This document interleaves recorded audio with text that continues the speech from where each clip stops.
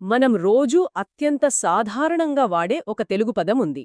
ఆ పదం అంటే తాంత్రిక దేవతల ఆరాధనలో కానీ, బౌద్ధుల పవిత్ర ఆచారాల్లో కానీ, లేదా జైన మునుల యోగ సాధనలో, చివరికి శంకరాచార్యుల వేదాంతంలో కూడా ఒక అత్యంత కీలకమైన రహస్యం అని ఎవరైనా చెప్తే నమ్మడం కొంచెం కష్టమే కదా? అవును, చాలా కష్టం.